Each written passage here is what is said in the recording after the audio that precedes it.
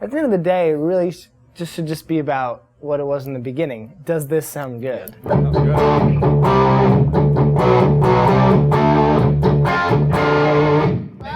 I started using the Variax because with my band, the Doobie Brothers, I have to play a lot of different kinds of guitar parts. And like within one song sometimes. We had a song where I had to play like a distorted lead and a clean sound and a baritone guitar. So for me, that's how I gravitated towards using this instrument. That sounds good, man. Model's better. Yeah. I pretty much had the same story. I was utility guy for Shania Twain, and I needed to play an acoustic guitar in the verse and power chords in the chorus, and that was the obvious choice, and totally blew me away when I realized I didn't have to lean over one of those acoustic guitars on a stand, and miss half of the chorus to get back to the electric and turn the volume up. And basically, it's a guitar primarily for guitarists. That's not really surprising, and it's a guitar for people who want to explore the multi-textures of electric guitar. The electric guitar isn't one damn thing, from Les Paul, Charlie Christian, Wes Montgomery, Steve Morse, Frank Zappa. Everybody was playing a guitar they liked.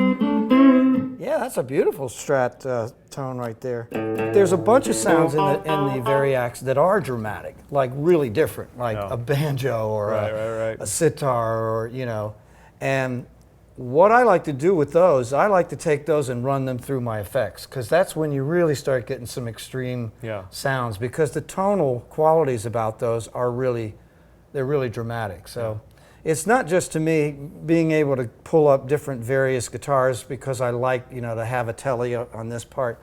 It's for me, it's more about taking something like that and using it as the jumping point.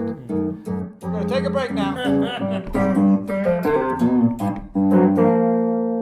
A good friend of mine who I use on a lot of the scoring stuff that we're doing, for some of my scoring work on TV, we'll have comedy cues and other one-offs and weird little moments where we'll need all kinds of different guitar textures. I actually have another one, so we could have one upstairs.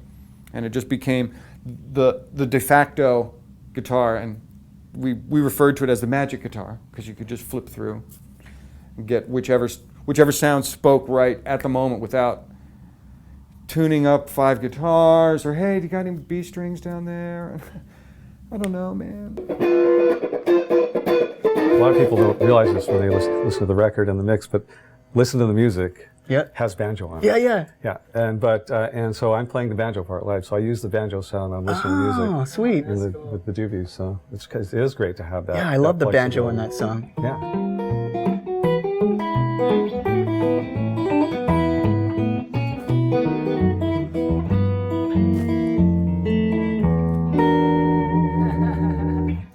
So during the making of Spectrum, on a track I recorded a real Su 400 1961 model that I've got on the front pickup, and I did my part there, and then I took the Variax, put it on Su 400 and tracked it on the other side, and I said to the guy, well, what don't tell me which is which, kind of thing, and we're listening to them, A being them, and I tell you, they sounded exactly the same. And I thought that was a beautiful thing. I use it all the time, especially live, and I'm glad to see that somebody's still committed to furthering it and keeping it going and making it better and getting it more hands. So I'm glad to see that there's more models out, more guitars out. That's sweet, man. That's way cool. That sounds great. Yeah.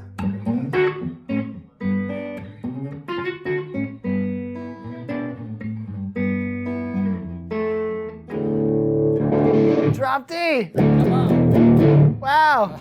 I can't curse, but that sounds, blank sick. Is this the tunings right here? Even better. Okay, that's big. And you can just roll through them right there. Yeah. That's genius. So that's double magic then. It's tonal magic and tuning magic. All right, I'll take it. You've twisted my arm long enough.